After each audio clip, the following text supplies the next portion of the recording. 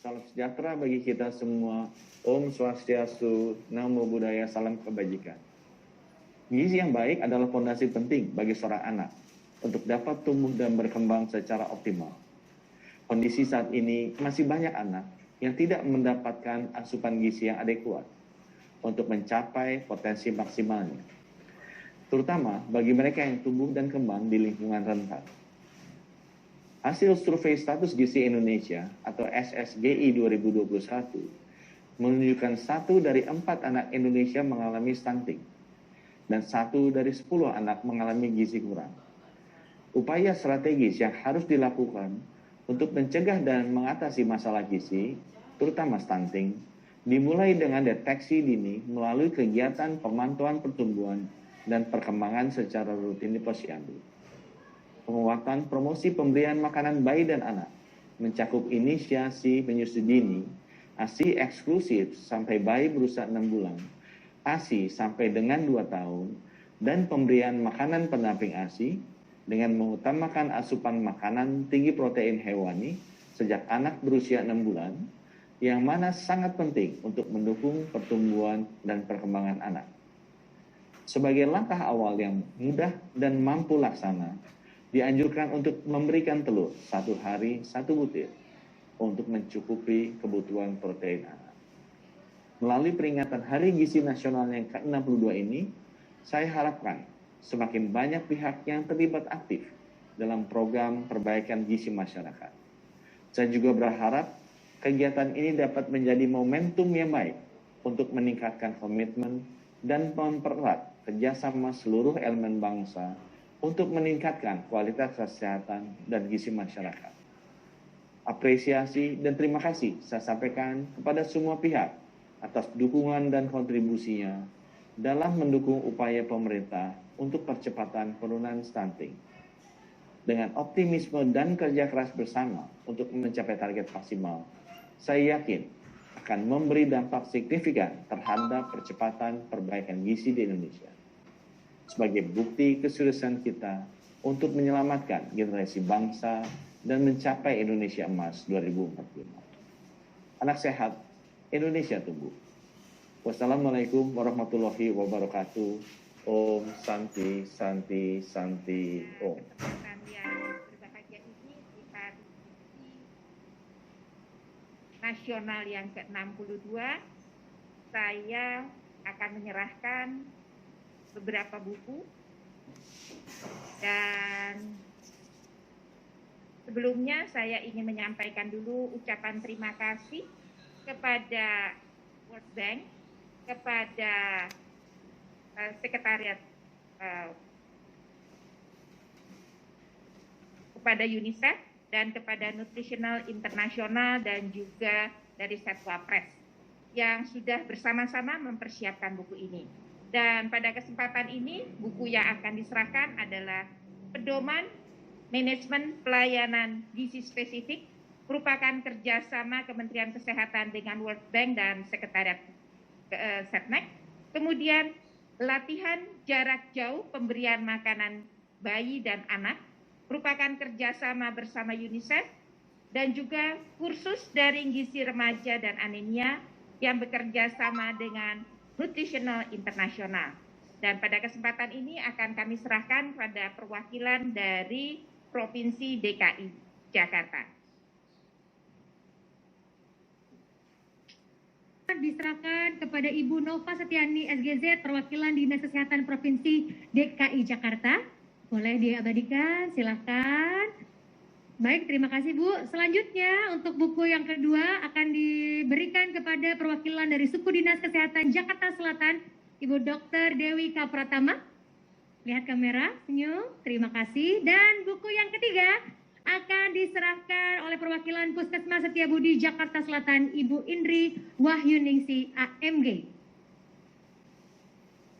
Oke, baik, terima kasih. Izin Ibu, kita akan foto bersama. Ibu yang sebelah sini boleh geser supaya Ibu boleh masuk di tengah. Ya, kita lihat kamera merapat semuanya. Senyum, siap. 1, 2, 3. Sekali lagi, walaupun pakai masker, senyum bisa terlihat dari mata. Waduh ya. Lihat angkat jempolnya. 1, 2, 3. Tepuk tangan. Terima kasih. Baik.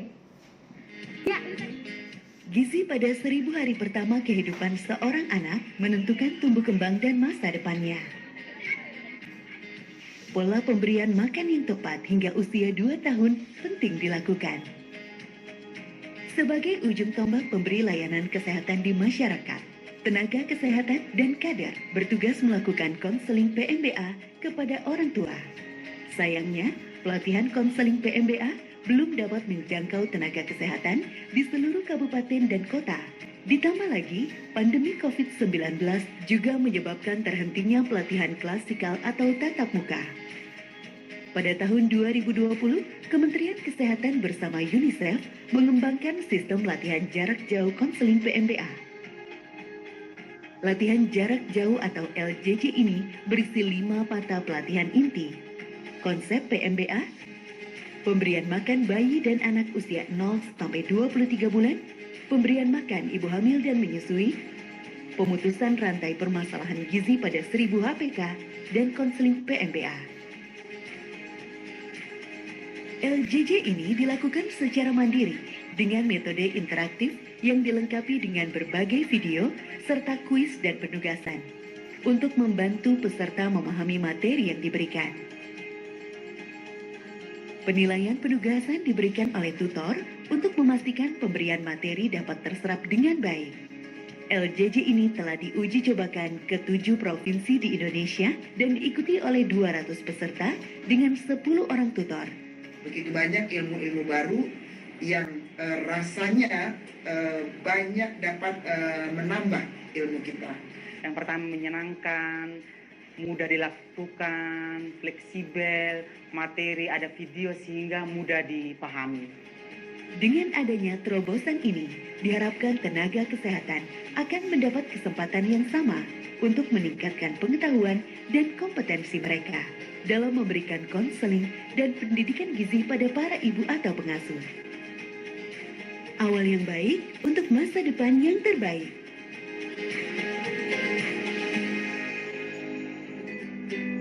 Stunting masih merupakan masalah kesehatan masyarakat. Pemerintah Indonesia dalam Rencana Pembangunan Jangka Menengah Nasional atau RPJMN 2020 sampai 2024 menargetkan prevalensi stunting turun menjadi 14% di tahun 2024. Untuk mendukung percepatan penurunan stunting, kualitas pelayanan gizi spesifik di puskesmas sebagai fasilitas kesehatan tingkat pertama atau FKTP juga perlu ditingkatkan.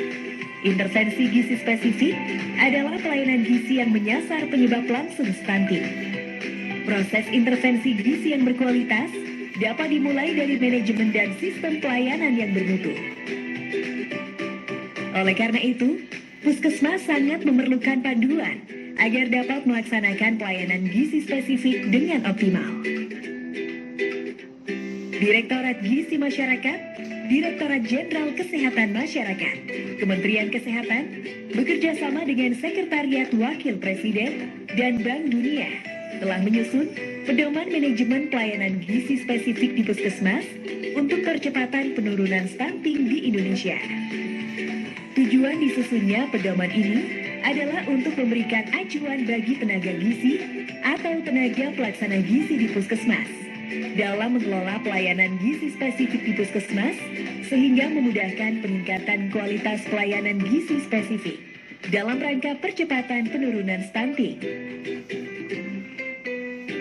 Pedoman ini menyajikan 1. Arah kebijakan, strategi dan ruang lingkup yang meliputi 8 intervensi gizi spesifik utama. 2. Manajemen pelayanan gizi spesifik mengikuti siklus manajemen puskesmas dengan menggunakan pendekatan perencanaan atau P1, penggerakan dan pelaksanaan atau P2, dan pengawasan, pengendalian dan penilaian kinerja atau P3. 3. Contoh dari implementasi manajemen intervensi gizi spesifik. 4. Serta monitoring dan evaluasi pelayanan gizi spesifik. Telah dilakukan uji baca untuk memastikan buku yang disusun dapat dimengerti oleh para tenaga gizi atau tenaga pelaksana gizi di puskesmas, serta mendapat masukan dari pengelola program gizi, Dinas Kesehatan Provinsi, dan Kabupaten atau Kota. Pedoman ini diharapkan dapat membantu kepala puskesmas dan tenaga gizi atau tenaga pelaksana gizi untuk merencanakan, melaksanakan, memonitor dan mengevaluasi pelayanan gizi spesifik di puskesmas untuk meningkatkan kualitas layanan gizi dalam upaya menuntaskan masalah stunting di Indonesia.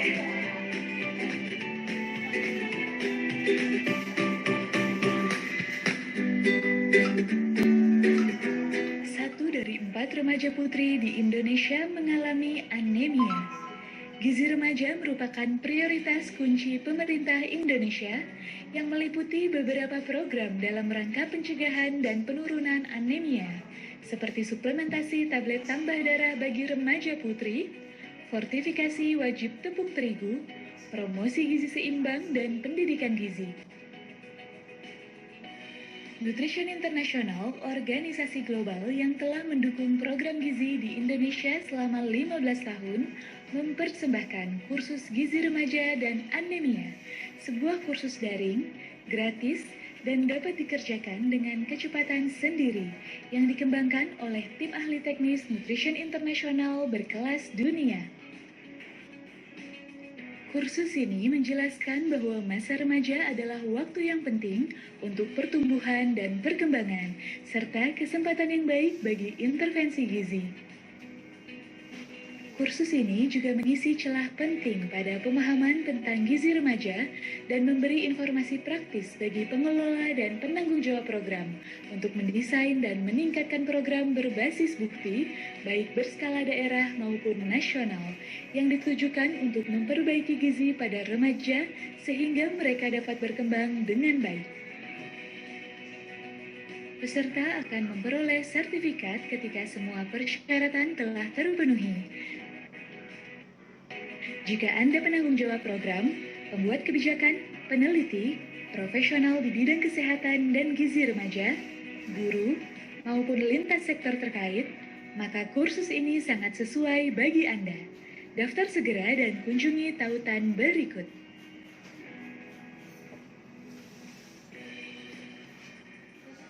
Selamat pagi, mencegah stunting. Karena audiensnya ini cukup luas, saya mulai dari satu slide yang bisa kita untuk mengunggah ya slide berikutnya, bahwa bagaimana stunting dan kontribusinya buat SDM. Saya kira kita semua sering mendengar ya namanya bonus demografi. Jadi Bapak sekalian, bonus demografi itu adalah bonus, namanya bonus itu adalah keuntungan finansial yang bisa kita peroleh. Nah, Indonesia bisa mendapatkan bonus demografi, syaratnya salah satunya adalah penduduknya produktif. Karena sekarang ini struktur umur penduduk kita itu sedang masuk usia produktif. Sebagian besar usia penduduk kita adalah di 15 sampai 60 tahun. Itu artinya pada masa produktif. Nah, pada masa produktif itulah sebenarnya dibutuhkan ya produktivitas baik dari fisik maupun intelektual. Nah, tetapi data kita terakhir menunjukkan dengan stunting kita yang 32% beberapa tahun lalu, maka sebenarnya potensi individu pemuda Indonesia atau orang Indonesia itu kita hanya mencapai sekitar 58%. Artinya dari 100% kita hanya mencapai 58%. Karena apa? Karena salah satunya adalah stunting. Jadi bayangkan gap yang begitu jauhnya karena permasalahan stunting. Nah, kenapa stunting ini penting? Karena tadi 90% otak anak itu sudah selesai pertumbuhannya di bawah 2 tahun. Dan kalau ini terjadi pada saat itu anak itu stunting, kita bayangkan bahwa otaknya tidak berkembang dengan baik karena setelah itu hanya sekitar 10%. Jadi ini masa yang disebut dengan masa emas atau jendela peluang atau periode emas. Dan kita istilahnya adalah 1000 hari pertama kehidupan, karena itulah yang menentukan keseluruhan sisa hidupnya. Jadi ini sangat penting, tidak hanya dari sisi intelektual. Tadi juga Ibu Dirjen menyatakan, kalau pada kesennya stunting, kemungkinan besar resiko dia untuk menderita penyakit tidak menular itu juga makin tinggi. Dan kita tahu sekarang 70% penyebab kematian kita disebabkan oleh penyakit tidak menular. Dan penyakit tidak menular ini sangat kuat, sangat detrimental, biayanya sangat tinggi ya, dan pengaruhnya untuk produktivitas sangat tinggi. Sehingga kita ingin menghindari ini pada masa depan. Jadi investasi untuk stunting adalah investasi masa depan. Ya. Karena itu kalau kita sedang bergerak untuk stunting, maka anak-anak kita, cucu kita, adik-adik kita ke depan akan terjamin sumber daya manusianya. Nah, karena itu slide berikutnya kita harus menurunkan stunting menjadi 14% pada tahun 2024. Dan ini tidak mudah, terutama 3 tahun ke depan. Karena apa? Karena dulu rate stunting kita rata-rata per tahun itu adalah 1,6%. 1,6%, sehingga kita harus turun di RPJMD itu dari tahun 2019 ke 2024 itu sebesar 2,7%, 2 kali lipatnya. Nah, angka ini sudah berubah lagi karena kita sudah dapat angka terakhir dari Kementerian Kesehatan bahwa stunting kita sekarang 24,4%. Artinya kita harus turun sekitar 10%, tidak setengah lebih dari remaja putri kita harus konsumsi tablet tambah darah. Kemudian ibu hamil yang kekurangan energi kronik itu 90% harusnya MPASI dan makanannya tidak sesuai. Jadi kan mereka perlu pengetahuan baru, nggak tahu dia bagaimana ketika bayi lahir. Itu apa sih maksudnya garis merah, garis hijau, ya, kemudian garis kuning. Jadi saya pikir makna pendampingan oleh tim KKBM dan pikir juga diperkaya oleh tenaga gizi di Puskesmas. Saya pikir jadi semakin penting gitu ya untuk mempercepat terjadinya peningkatan wawasan dan perubahan perilaku dalam menggunakan pemantauan. Kalau enggak dia nggak tahu ukuran gizi seimbang itu secara praktis. Kalau kita makan berkali-kali di piringku tadi, maka dia bisa mengikuti ini kan begitu. Bukan hanya sekedar makan pokok, telur, buah, minum yang cukup begitu saja. Next, please. Nah, ini tadi saya sudah dasar dari menyertai tadi yang disampaikan yang dikutip Mas Dr. Pungkas tentang pangan-pangan apa. Di samping kajian meta-analisis tentang pangan ini, juga ada kajian review literatur dan meta-analisis tentang zat gizi apa. Ini buat ibu-ibu yang rada cerdas dari sisi gizi, dia dari zat gizi dari pangannya. Tapi sebenarnya ini buat ibu-ibu awam nggak perlu ini saya sampaikan langsung tadi pada konteks ketika isi piringku ini mana jenis pangan yang harus diperbanyak, berapa banyak gitu. Pertama protein ya, dan protein ini termasuk yang bisa membentuk kolagen. Karena cikal bakal tulang rawan itu adalah kolagen, air, dan matriks mineral. Ya. Dan begitu juga beberapa vitamin ya, D dan C yang terus berperan dalam pembentukan cikal bakal dari tulang tadi, kolagen. Jadi berbagai asam amino ya yang dipentingkan dalam pembentukan kolagen itu jadi penting. Dan tapi secara umum kalau udah makan 3 jenis lauk pauk satu hari, maka semua kebutuhan asam amino esensial plus untuk pembentukan kolagen tadi sudah terpenuhi. Dan kemudian asam lemak esensial ya, ada di buah, ada di ikan, ada di telur ya, dan lain sebagainya. Tidak hanya bukan minyak yang dituangkan untuk menggoreng gitu ya, yang apalagi kalau digunakan minyak jelantah tentunya akan lebih bermasalah lagi. Energi saya pikir bisa dari karbohidrat, bisa dari lemak. Dan kita tidak berharap protein dijadikan sumber energi karena itu mahal. Kemudian air, ini studi terakhir ya, 10 tahun, 5 tahun terakhir sudah ada penelitian klinis pentingnya air untuk mencegah BPLR, pentingnya air untuk mencegah pertumbuhan linear yang terganggu. Bahkan kalau dalam dunia obgyn sebenarnya yang disebut dengan oligohidramion. Ketika air ketuban nggak cukup mengalami oligohidramion, maka itu risiko-risiko baik pada ibu pada janin yang lahir, termasuk tadi berat bayi lahir yang rendah, indikasi awal nanti pertumbuhan linearnya akan terganggu. Dulu kita menganggap ya air itu bukan zat gizi, dulu kita menganggap air itu ya gampang lah minum gitu ya. Kemudian berbagai mineral ya, terutama kalsium, zinc, magnesium ini buat yang gizi sehingga menerjemahkannya ke pangan. Tapi untuk sederhananya bahasa awam, ini berbagai meta-analisis yang mengarah pada langsung pada jenis pangannya. Next please, ya. Jadi Indonesia ini kaya sekali akan ikan, tapi nggak semua orang. Ada orang di pegunungan dia nggak bisa dapat ikan. Bisa jadi di sana juga seperti di Papua ya, di gunungnya tidak ada sungai-sungai seperti halnya di Jawa Barat gitu ya. Sehingga mau tidak mau ya mungkin ya telur burung justru di sana yang mereka berburu burung, kadang-kadang berburu tikus dan sebagainya di daerah pegunungan Papua sana ya. Nah tapi di daerah Jawa Barat, daerah Pulau Jawa, telur ini begitu mudah gitu ya, dengan hanya 1.200 atau 1.000 perak atau 1.500 lah sekarang ya, sekitar 25.000 1 kilo, ada 15 biji, 15 butir, itu begitu mudahnya, begitu murahnya sebenarnya ya. Dan hasil penelitian ini kalau pada ibu hamil 1 sampai 2 butir telur satu hari. Ya. Kalau pada anak yang sudah lahir setelah pada usia setelah 1 tahun itu 1 butir. Kalau setelah 6 bulan yang antara setengah sampai 1 butir telur. Ikan kalau pada ibu hamil itu harus minimal 4 kali seminggu, itu meta analisisnya. Bukan asal makan ikan teri 1 ekor. Ikan teri 1 ekor cuma berapa? 5 gram itu nggak nyampe. Itu nggak memenuhi syarat. Jadi 4 kali 1 minggu minimal sekali makan itu 75 gram sampai 100 gram daging ikan, bukan sak tulang dan kepalanya, ya, bukan sak tulang dan kepalanya. Mohon diperhatikan karena berat tulang dan kepala ikan itu bisa 40 sampai 50% ya, ketika kita belanja ikan. Jadi itu jumlahnya. Susu 1 gelas, ya, minimal itu yang menunjukkan bahwa bisa mencegah gangguan pertumbuhan linear pada ibu hamil. Tapi ingat ya, 6 bulan pertama ASI saja, dilanjutkan dengan ASI. Ada yang namanya di bumi Indonesia disahkan oleh Badan POM susu pertumbuhan setelah 1 tahun. Ya.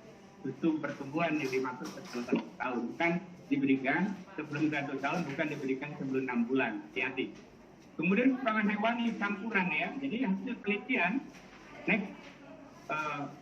menunjukkan bahwa di Asia Tenggara ini dari Gigi et al. Melakukan meta-analisis gabungan studi, kalau dimakan 3 jenis itu bisa menekan kejadian stunting dari 40% menjadi 10%.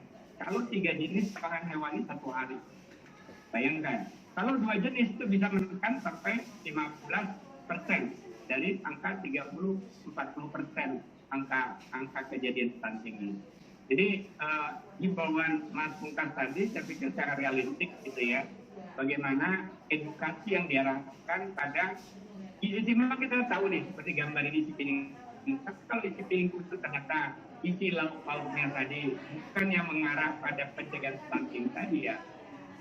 Dalam arti hanya sekadar protein tadi isi hanya tahu saja kita. Ya, memang tahu itu sumber protein tapi harus dikombin ya. dengan lauk hewani yang membuktikan bahwa memang bisa mencegah stunting. Baik, next please. Jadi ketika kita bicara gizi seimbang, tentunya prinsip pertama aneka ragam makanan. Aneka ragam itu kalau dikelompokkan sebelah kiri ini ya ada makanan pokoknya, ada lauk hewaninya, yang tadi ada ikan, telur, daging itu daging ayam, daging burung, daging ruminansia, ya, kemudian susu. Ini justru di Permenkes ya 41 tahun 2014 terus terang ini eksplisit bagi ibu hamil di Permenkes tadi pada susu 1 gelas. Ini Permenkes loh, ini PMK nomor 41 2014. Kadang-kadang itu ada orang melarang saya, Adin tuh kok ngomong susu sih, loh ini Permenkes loh ini. Nggak percaya sama Permenkesnya, gawat kalau nggak percaya Permenkes. Jadi ini Permenkes ya.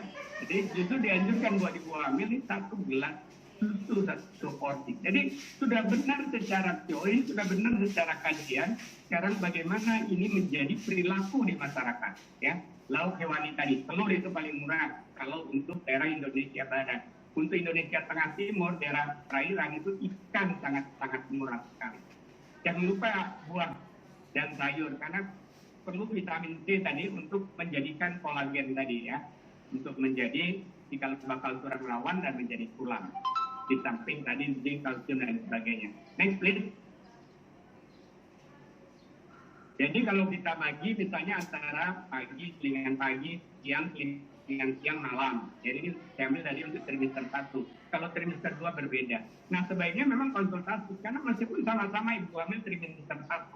Ketika mulai dia hamil dengan indeks 0,1 26 akan beda ya. susunan makanan gizi seimbangnya, jumlahnya dengan ya ibu hamil yang awal kehamilannya indeks massa tubuhnya sudah 18, kurang energi kronik misalnya. Jadi manfaatkan konsultasi layanan di desanya, di puskesmasnya, pada tenaga gizinya. Sekarang juga ada yang online sifatnya ya, baik yang gratis maupun ada yang komersial. Nah, Asosiasi Pendidikan Tinggi Gizi Indonesia ya tahun ini dan minggu depan itu akan melaunching pendampingan di 100 desa oleh semua program studi gizi. Diharapkan juga jadi tempat di mana masyarakat bisa berdiskusi, bertanya bagaimana mewujudkan ini, baik itu calon pengantin maupun ibu hamil, ibu menyusui, dan ibu yang punya anak balita. Next please. Ya, saya pikir lagi-lagi ini di Permenkes yang PMK yang berkaitan dengan bagaimana pemberian ASI, bagaimana pemberian MPASI ya pada struktur umur yang berbeda sampai usia 24 bulan. Saya pikir nggak perlu saya jelaskan detail. Next please. Masalahnya seringkali di masyarakat menganggap ya MPASI yang ditambah dengan zat gizi difortifikasi itu racun. Nah ini yang kadang-kadang persepsi masyarakat yang harus diluruskan, mitos gitu ya.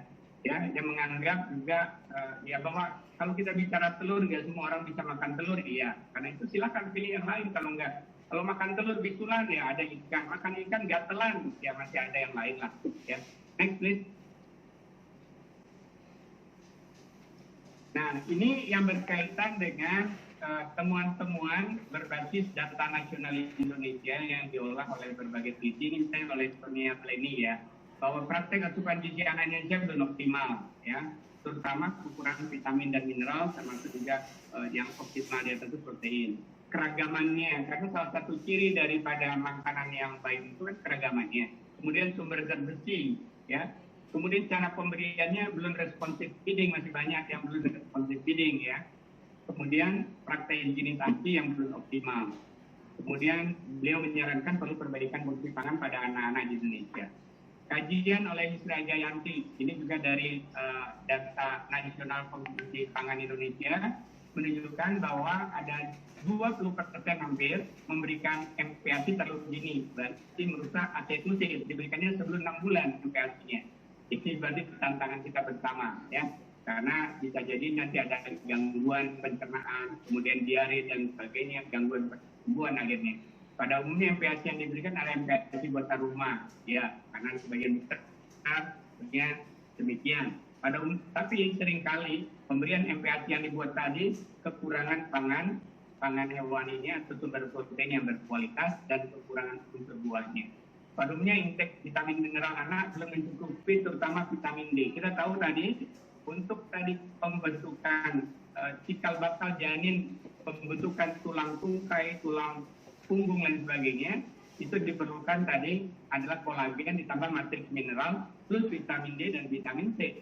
Ya kalau 90% defisiensi vitamin D, wah gimana? Belum lagi nanti imunitasnya lemah gitu ya. Tapi kelebihan asupan garam juga sudah mulai tampak pada anak-anak ya, hampir 40%-nya. Next please.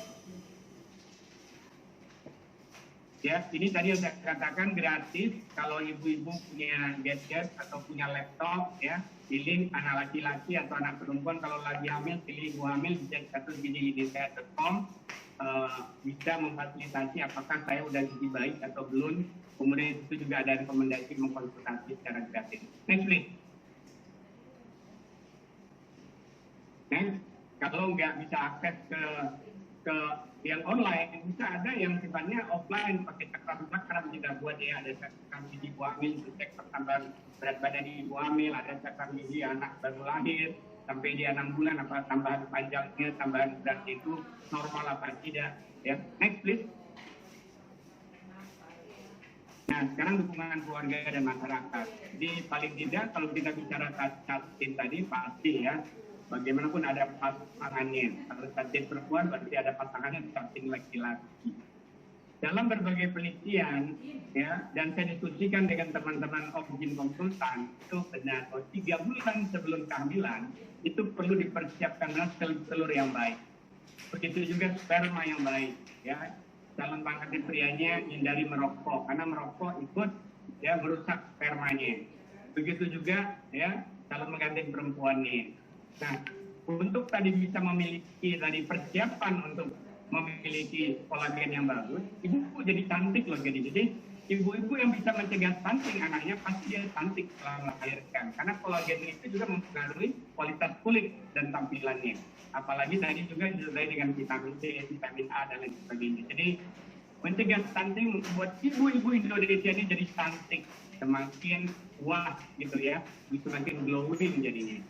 Kemudian bagaimana di dalam tatanan keluarga, memang kadang-kadang peran dari mertua itu kadang-kadang sisi positifnya banyak, tapi kadang-kadang juga ada karena wawasan mertua yang belum update tentang stunting, belum update tentang gizi, misalnya conflicting ya dengan hal-hal yang harus dilaksanakan oleh calon mantu, oleh mantu. Karena itu fungsi-fungsi keluarga ini memang harus ditegakkan ya, terutama bagaimana fungsi-fungsi yang berkaitan dengan sosial, psikososial, ekonomi, dan lingkungan, dan juga agama yang harus ditegakkan. Memperkuat layanan kesehatan tadi Mas Pungkas sudah dengan bagus memperkuat peran masyarakat. Nah ini menurut saya tadi peran masyarakat sekarang itu ternyata tidak hanya masyarakat tetangga dekat saja, tapi dengan online masyarakat yang jauh juga bisa berperan membantu ya, terasa dekat begitu ya. Dan berbagai kegiatan di tingkat desa dengan koordinasi bersama BKKBN, Kemenkes, saya kira di lapangan dengan berbagai sektor Kemendes, saya yakin ya peran masyarakat ini dengan adanya pendamping akan semakin bisa menggeliat. Sekian, terima kasih, mudah-mudahan ada manfaatnya. Selamat Hari Gizi Nasional ke-62.